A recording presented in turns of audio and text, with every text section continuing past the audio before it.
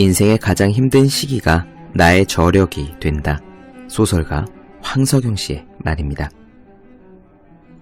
제가 인생에서 바닥을 경험한 시기는 논산훈련소 때였습니다.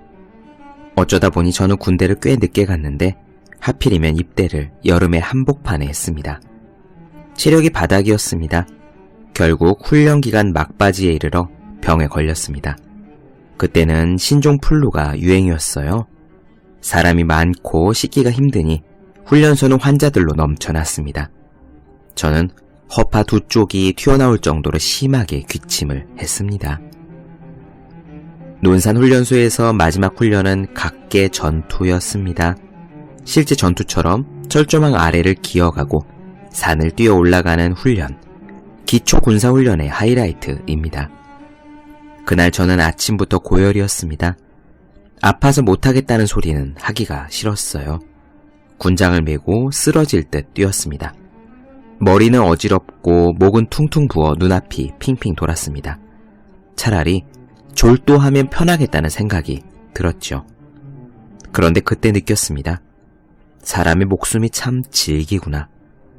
눈을 감고 거의 비척거리며 뛰는데 정신은 또렷했습니다. 결국 제가 구급차에 실린 것은 훈련을 다 마친 다음이었습니다. 체온이 41도에 육박했습니다. 엄청나게 힘들었던 기억은 제 안에 단단한 무언가를 형성했습니다. 내가 여기까지 내려갈 수 있구나. 저 아래에도 발 디딜 곳이 있구나. 인생에서 가장 힘든 시기가 나중에 힘이 된다는 말은 진실입니다. 저는 그랬습니다. 그러므로 여러분이 언제든 공부 때문에 고통스럽다면 기억하길 바랍니다. 그 순간이 고스란히 여러분의 저력이 된다는 사실을 말입니다. 365 공비타민 저력은 고통에서 나온다의 한 대목으로 시작합니다.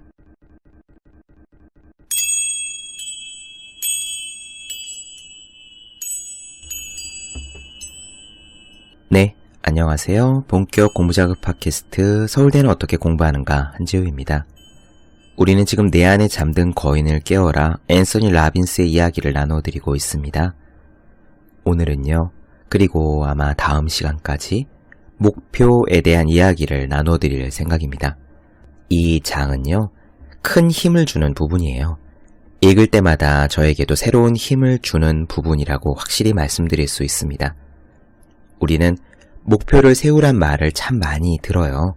흔한 이야기죠. 예일대인가 어딘가요? 그 졸업생들에게 목표를 적은 종이를 갖고 있느냐 없느냐를 물었고 한 20년인가 지나서 보니까 목표를 적은 종이를 가진 소수의 인원 중에서는 백만장자가 많이 나왔는데 반면 목표를 적은 종이를 갖고 있지 않았던 수많은 학생 중에는 백만장자가 거의 없었다라는 식의 이야기도 한 번쯤은 들어보셨을 겁니다. 이렇게 목표의 중요성은 많이들 이야기하지만요.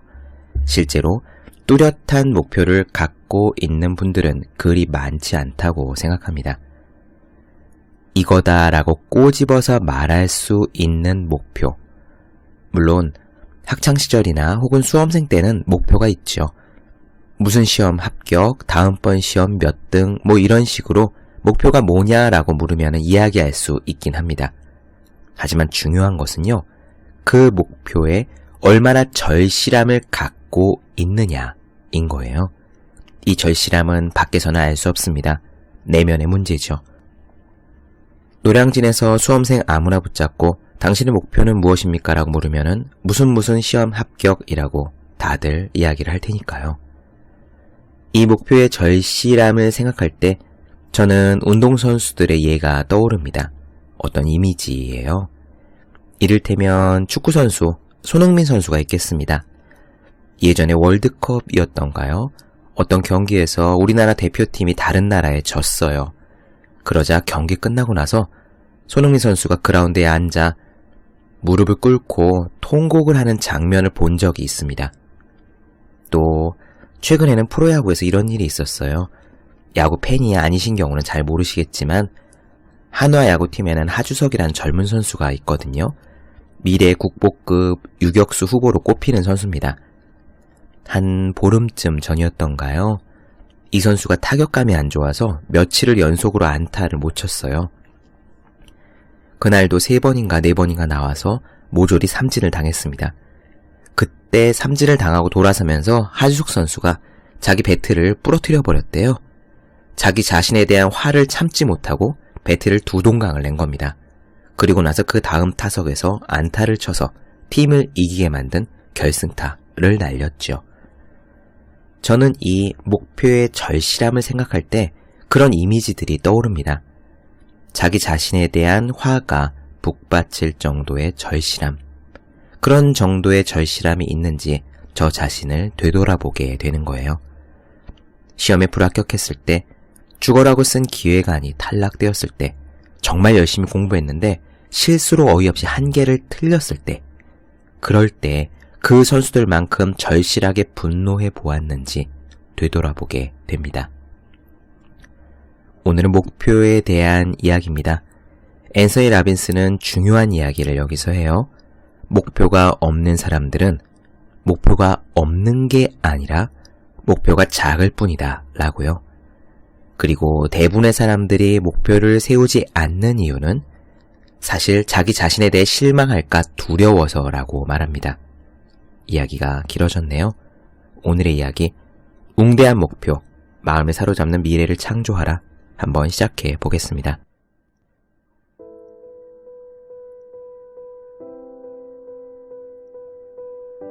처음부터 꿈을 갖고 있지 않으면 아무 일도 꾀할 수 없다. 칼 샌드버그의 말입니다. 어린아이가 되어 상상력을 마음껏 발휘하며 재미있는 시간을 가져보기로 하자. 당신은 자기 내부에 숨어있는 모든 능력과 열정의 진수들을 이끌어낼 각오가 되어 있는가? 많은 사람들이 무엇을 해야 하는지 머릿속으로는 알고 있지만 결코 해내진 못한다. 그것을 하지 않으면 큰일 난다 라고 느끼지 못하기 때문이다. 이제 목표에 대한 이야기를 할 것이다. 이 이야기를 들으면서 창의력을 활짝 풀어놓길 바란다. 그동안 알고 있었던 모든 상식은 지워버리고 마음속의 소망을 솔직하게 표현하는 천진난만한 아이가 되어 행동하기를 바란다. 당신은 아마 아라비안 나이트라는 이야기를 알 것이다. 거기서 내가 제일 좋아하는 이야기는 알라딘의 요술 램프였다. 누구나 그런 요술 램프를 가져봤으면 좋겠다고 생각한 적이 있을 거다. 문지르기만 하면 요술쟁이 지니가 나타나 원하는 모든 것을 들어주는 램프 말이다. 우리가 여기서 하려는 이야기는 바로 그런 램프를 얻는 방법에 대한 거다. 그 요술 램프보다 더 좋은 점은 소원을 3번 이상 말할 수 있다는 것이기도 하다. 웅대한 목표가 엄청난 동기부여를 이끈다. 당신은 어디서 그렇게 엄청난 에너지가 나오나요? 그렇게 열정적으로 살아간다면 당신처럼 크게 성공하는 것도 놀라운 일은 아니겠어요? 저는 사실 그럴 만한 에너지가 없습니다. 동기부여가 잘 안 돼요. 그리고 저는 참 게으른 것 같아요 라는 말을 자주 듣는다. 그러면 나는 이렇게 대답한다. 당신은 게으른 게 아닙니다. 단지 목표가 작았을 뿐이죠. 나의 목표가 항상 신나게 살 수 있는 비결이라고 이야기를 하면 사람들은 헷갈려한다.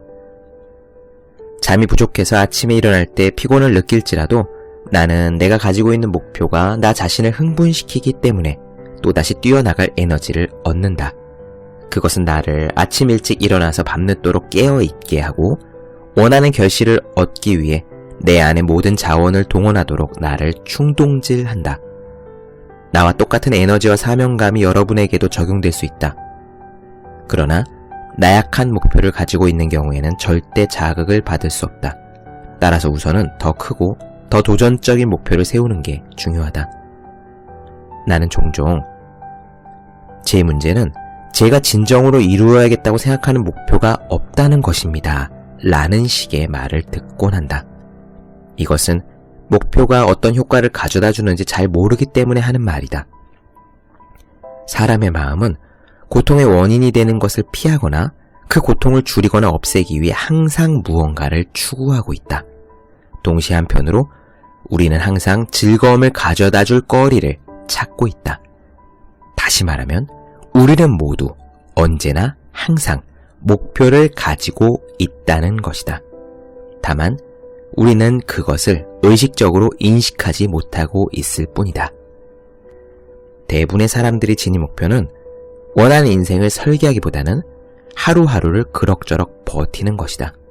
사실 이 정도의 목표를 사람들은 갖고 있는 거다. 그런데 이런 목표들이 우리의 내부에 숨어있는 거대한 에너지를 활용할 수 있도록 동기를 부여할 수 있다고 생각이 드는가? 거의 불가능한 일이다. 어떤 목표를 세우느냐에 따라 그것이 삶에 영향을 끼친다는 것을 기억하라. 마음의 정원에 자신이 원하는 커다란 나무, 예쁜 꽃의 씨앗을 뿌리지 않는다면 우리 마음의 정원은 잡초로 무성할 것이다. 우리가 신경을 쓰지 않아도 정원의 잡초는 스스로 잘 자란다. 잡초를 키우려고 애쓸 필요는 없다. 우리가 나무나 꽃에 신경을 쓰지 않으면 우리의 마음은 잡초로 가득 찬다. 자신의 잠재 능력을 발견하고 싶다면 자신의 한계를 뛰어넘어 도전 정신을 자극할 만한 수준의 커다란 목표를 세워야 한다. 현재 우리가 살고 있는 환경이 우리의 모든 잠재력을 반영하고 있는 것은 아니다. 현재의 결과는 그동안 우리가 가지고 있었던 목표에 따른 것이다. 우리는 좀 더 크게 목표를 가질 수 있는 힘이 있다. 목표는 자신의 한계를 뛰어넘어 무한 능력의 세계로 들어서게 만든다. 처음 원대한 목표를 세울 때는 그것을 달성하는 것이 불가능해 보인다. 그래도 목표를 세울 때 가장 중점을 둬야 할 부분은 그것이 자신을 들뜨게 해서 숨어있는 잠재 능력까지 발휘하도록 동기를 부여할 만큼 충분히 원대하게 세우는 거다. 내가 목표를 세울 때 즐겨 쓰는 방법은 목표 달성이 불가능해 보일지라도 목표를 달성한다는 생각만 해도 짜릿할 정도로 자신을 흥분시키는가를 확인해 보는 것이다. 도널드 커티스는 이렇게 말했다. 우리가 지금 하고 있는 일과 삶의 위치는 언젠가 옛날에 그것을 상상했기 때문에 이루어진 것이다. 여러분은 지금 어쩌면 이렇게 생각할지도 모른다. 글쎄, 이 모든 이야기가 그럴듯하게 들리긴 하지만요. 목표를 세운다고 해서 그게 다 현실로 되는 것은 아니잖아요. 라고. 나도 여러분들과 같은 생각이다. 목표 설정이 끝난 후에는 저절로 모든 것이 이루어진다고 이야기한 적이 없다.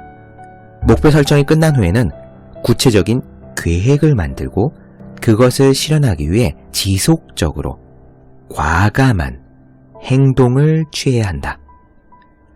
목표를 세운 뒤에 구체적인 계획, 그리고 지속적이고 과감한 행동이 뒤따라야 하는 것이다. 다행히 우리는 그럴 수 있는 능력을 이미 가지고 있다. 만일 당신이 지금까지 그런 능력을 발휘해 본 적이 없다면, 그래서 자신이 잠재력을 갖고 있다는 사실을 알지 못하고 믿지 못한다면 그것은 지금까지 단 한 번도 충분히 동기를 부여할 만한 목표를 세워본 적이 없기 때문이다. 우리를 방해하고 있는 것은 도대체 무엇일까? 당신도 이 이야기를 듣기 전에 이미 목표 설정의 중요성에 대해서 들어본 적은 있을 것이다. 그렇다면 당신은 자신의 인생에서 정신적으로, 정서적으로, 신체적으로, 경제적으로, 영적으로 어떤 결과를 원하는지 구체적으로 명확하게 정리된 목표를 가지고 있는가?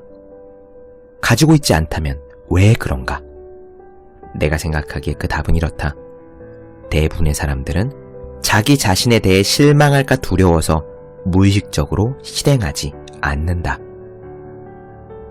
어떤 사람들은 과거에 목표를 세운 적이 있지만 그것을 달성하지 못했다. 그 결과 실망하고 미래에 대한 두려움을 갖게 돼서 목표를 더 이상 세우지 못하는 거다. 자신에게 가지고 있던 기대가 무너져 내리는 것을 보고 싶은 사람은 아무도 없다. 사람은 누구나 그렇다.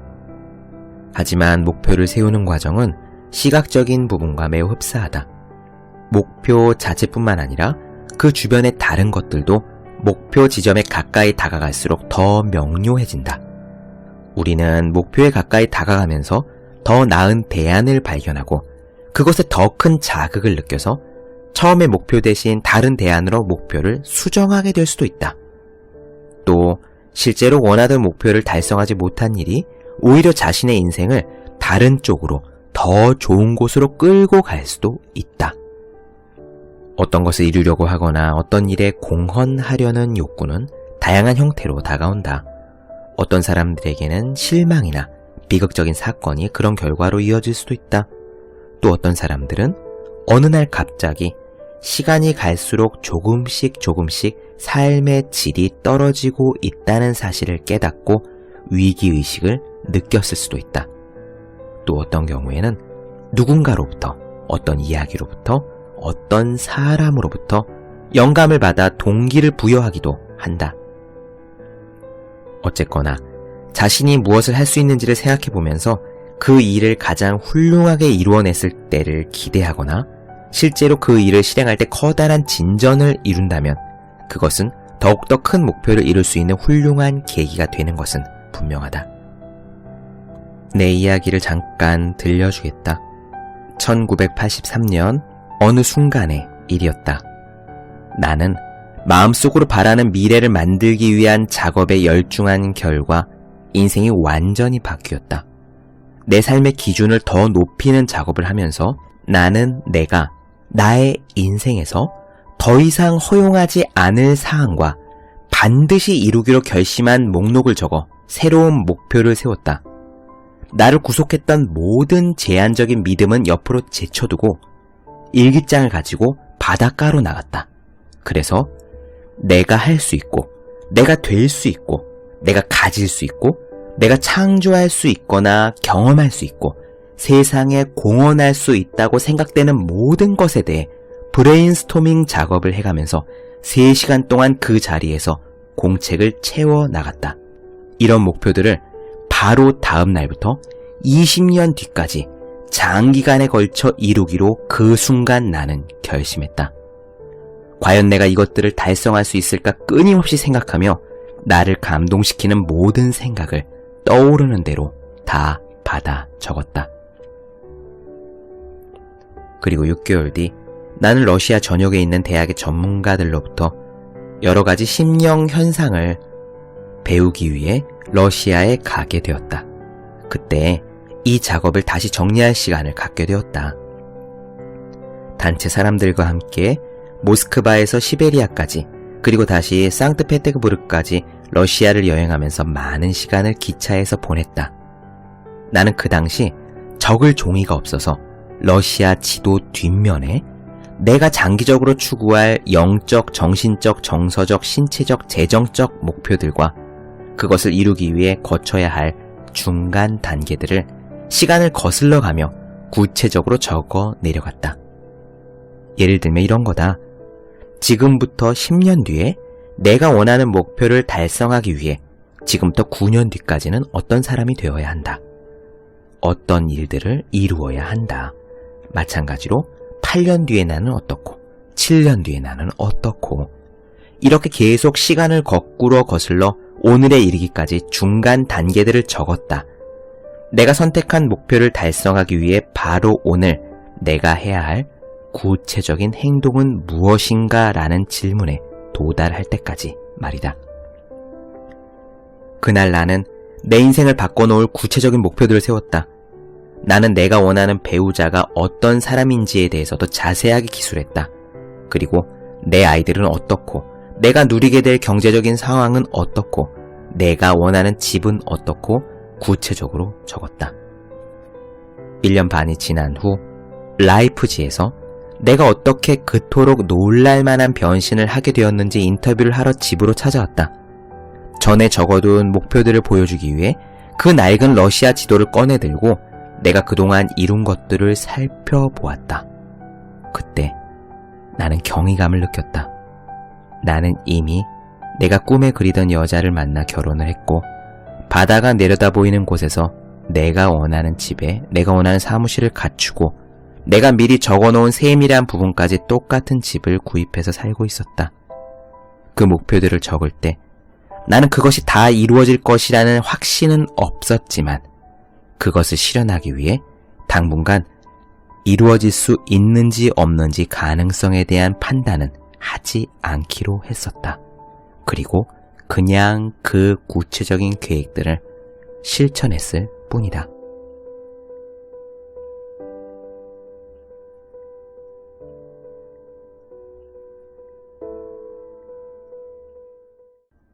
네, 본격 공부자극 팟캐스트 서울대는 어떻게 공부하는가? 앤서니 라빈스의 내 안에 잠든 거인을 깨워라 목표에 대한 이야기를 나눠드렸습니다. 다음 시간에 이어서 구체적으로 어떻게 목표를 잡는지에 대한 이야기를 드리겠습니다. 오늘 여기까지 하지요. 더 많은 이야기가 궁금하신 분들, 질문사항 있으신 분들은 네이버 블로그 허생의 즐거운 편지, 다음 카카오 브런치 한재우의 브런치, 인스타그램에서 해시태그 서울대는 어떻게 공부하는가 검색해 주시면 좋겠습니다. 또 매일매일 공부하시는 분들, 여러분 주변에 지금 매일매일 공부하시는 분들을 위해서요. 하루 한 페이지씩 읽고 공부할 의지를 북돋는 책 365 공부 비타민을 선물해 주시면 좋겠습니다. 오늘 여기까지 할게요. 다음 시간에 뵙겠습니다. 여러분 모두 열심히 공부하십시오. 저도 열심히 하겠습니다.